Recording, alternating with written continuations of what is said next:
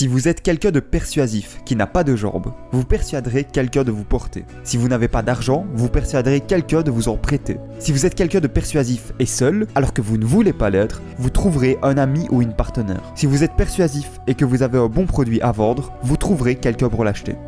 Vous pouvez avoir une idée ou un produit qui peut changer le monde, mais sans le pouvoir de persuader, vous n'avez rien. Communiquer ce que vous avez à offrir est la compétence la plus importante que vous pouvez développer.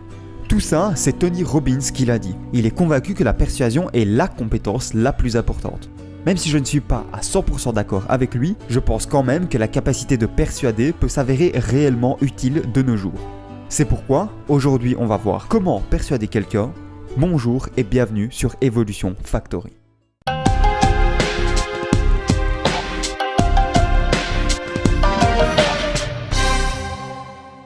Commençons par définir persuasion. Le dictionnaire Larousse nous dit que la persuasion, c'est amener quelqu'un à être convaincu de quelque chose, à croire quelque chose.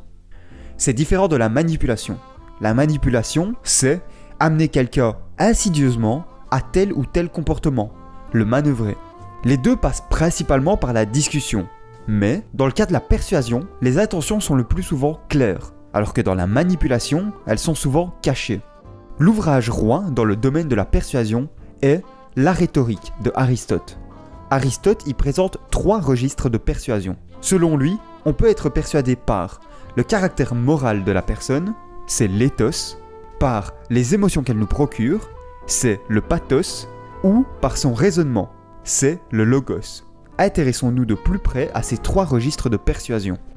Tout d'abord, l'éthos, qui est la persuasion par le caractère. Elle est basée sur la crédibilité et la réputation de la personne.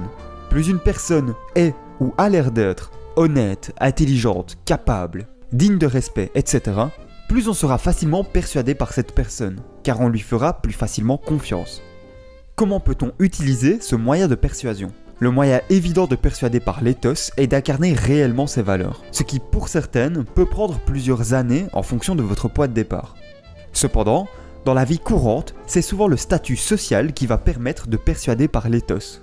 Ces 2 méthodes sont très bien, mais il faut déjà être un minimum accompli, avoir fait des choses dans sa vie pour pouvoir les utiliser. Si vous incarnez déjà ces valeurs ou que vous avez déjà un statut social imposant, c'est parfait. Mais si ce n'est pas le cas, ce sont 2 aspects de votre vie que vous avez tout intérêt à développer. Si vous décidez d'être honnête, actif et en EPI, c'est-à-dire s'améliorer dans tous les domaines de votre vie, pendant un assez long moment, vous allez vous construire ces accomplissements au fil du temps. Cependant, il est possible d'exploiter ce moyen de persuasion même si vous n'êtes pas encore accompli. Pour ce faire, vous pouvez créer un statut situationnel. C'est-à-dire que maintenant, dans cette pièce, vous avez un haut statut, même si ce n'est pas le cas dans votre vie courante. Pour vous créer ce statut situationnel, faites preuve d'assurance, de courage et d'audace. Ce sont des caractéristiques des personnes à haut statut qui sont possibles à développer pour chacun d'entre nous. En montrant que vous possédez ce genre de caractéristiques, vous augmentez automatiquement votre statut perçu. Ensuite, il y a le pathos, la persuasion par les émotions. Vous voyez ces pubs de l'ange pour bébé où on voit un bébé trop mignon jouer avec sa maman. On est en plein dans le pathos. On joue avec vos émotions pour vous persuader d'acheter ces langes. En effet, en fonction de notre état émotionnel, on est plus ou moins enclin à adopter une nouvelle idée. Pour utiliser ce registre de persuasion, le storytelling est un outil très puissant. Racontez une histoire chargée émotionnellement, avec passion. Faites référence aux croyances et aux valeurs de l'interlocuteur, et vous le persuaderez beaucoup plus facilement. Choisir soigneusement vos mots est aussi un outil puissant. La langue française est fantastique à ce niveau-là. Elle est riche et permet des approches diversifiées d'un même thème. Les mots ont du pouvoir, donc vous avez tout intérêt à utiliser un vocabulaire spécifique, imagé et connoté pour servir votre propos. L'idéal est même de combiner le storytelling et le pouvoir des mots. Par exemple, je suis beaucoup plus à même de vous convaincre de ne pas conduire en étant saoul si je vous dis « Un proche m'a été tragiquement arraché lors d'un terrible accident.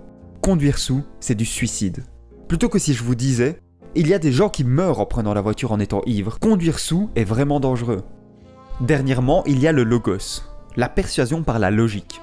Cette approche fait appel au côté rationnel de la personne. Le logos, c'est utiliser le raisonnement, la logique, des preuves, bref, du concret pour parvenir à persuader quelqu'un. On a tendance à être facilement convaincu par une logique forte, qui est simple à suivre. Pour l'utiliser, vous devez vous baser sur des preuves.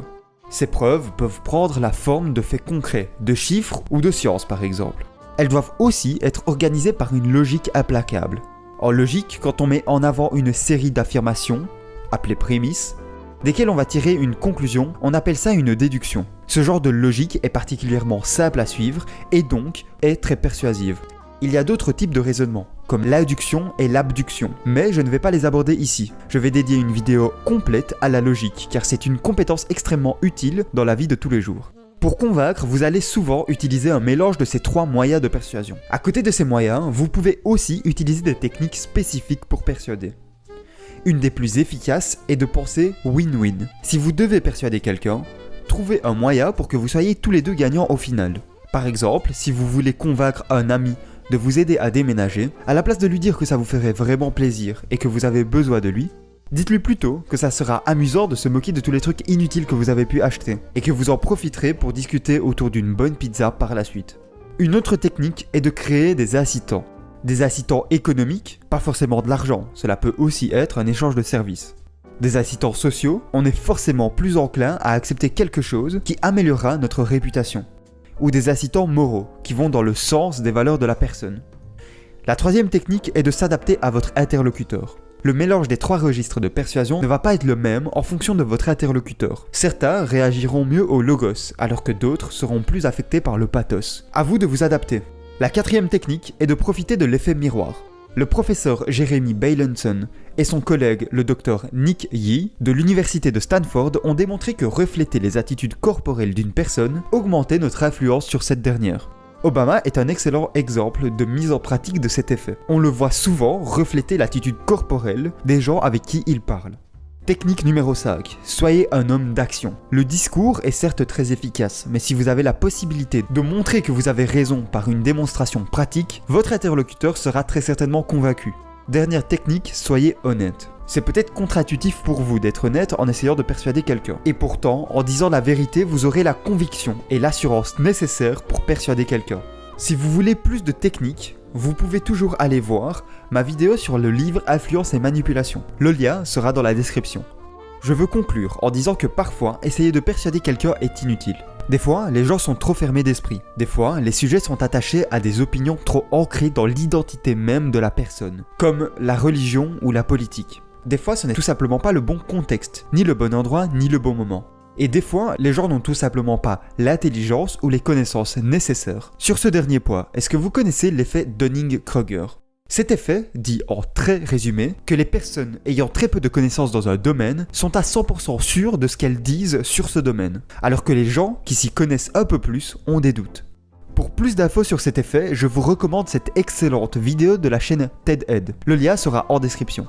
C'est pour ça que les gens les plus confiants que vous connaissez sont sûrement des gens stupides. C'est peine perdue d'essayer de convaincre ce genre de personnes. Comme le dit très bien Mark Twain, ne débattez jamais avec les personnes stupides. Ils vous font tomber à leur niveau et vous battent avec l'expérience. Dans tous ces cas-là, la solution est simple. Laissez tomber. Vous avez maintenant toutes les clés nécessaires pour arriver à persuader quelqu'un. J'espère sincèrement que cette vidéo vous a plu. Si c'est le cas, n'hésitez pas à laisser un pouce bleu. Vous avez peut-être remarqué que récemment, j'ai créé une liste de lecture sur mon site, donc n'hésitez pas à aller la voir si vous voulez savoir quel livre je recommande. Comme d'habitude, si mon contenu vous intéresse, abonnez-vous. Sur ce, merci d'avoir regardé et salut à tous.